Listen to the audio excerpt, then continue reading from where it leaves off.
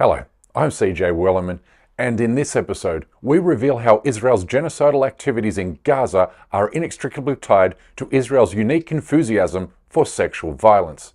But first, please don't forget to like and subscribe to our show. Now let's get into it. Thanks to a new report by the Associated Press, the world now knows that almost everything Israel has said about October 7th is a fabricated and concocted lie, meant only to provide the Zionist state political cover for its atrocities in Gaza.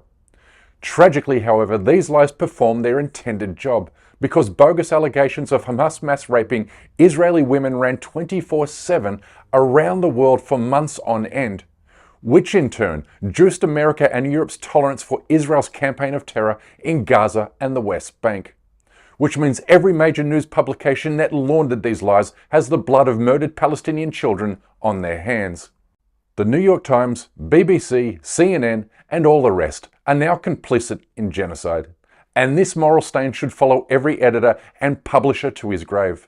For they have fallen for a trick Zionists learnt from the Nazis: to accuse your enemy of the very thing that you're guilty of doing to him. In other words, every Zionist allegation is a confession of wrongdoing. And in this case, no country is more guilty of sexual violence and criminality than the State of Israel. In fact, the Jewish state has been widely described a safe haven for pedophiles, having enacted laws that allow Jewish sex offenders to live freely in the occupied Palestinian territories, where they are free to commit their evil deeds. Even the right-wing Jerusalem Post agrees with this damning indictment, as does an English-speaking Israeli television network. First of all, I'm very sad to say, but Israel is a country which has a pandemic of sexual violence. You can ask various questions why. Some of them can be answered as being a very conservative society. Still, parts of the country are conservative.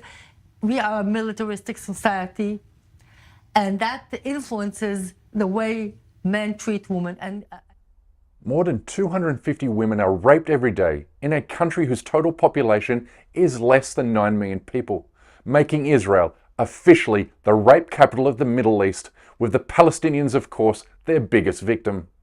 The data tells a shocking story, with underage girls accounting for nearly 50% of reported sexual abuse cases, while 92% of rape investigations are closed without charges laid, and as 75% of convicted sex offenders are released from prison early.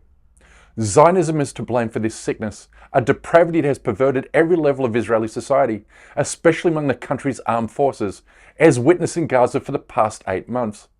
While committing genocide and killing more than 10,000 women, Israeli soldiers have routinely dressed in the clothing of their female victims and then proudly shared the pictures with friends and family members on social media. Because for Zionists, this is totally normal and acceptable behavior. Here, 2 soldiers pose for the camera as they sit in the bed of a young girl they had killed earlier that same day, while their comrades rummage through the bedrooms of Palestinian women in search of their underwear and personal items. דבר ראשון. ממצא ראשון. יפה. או-אה. ממצא שני. גול נפש, מחבלים ארורים. לבן, כמו שצריך. מחבלים ארורים.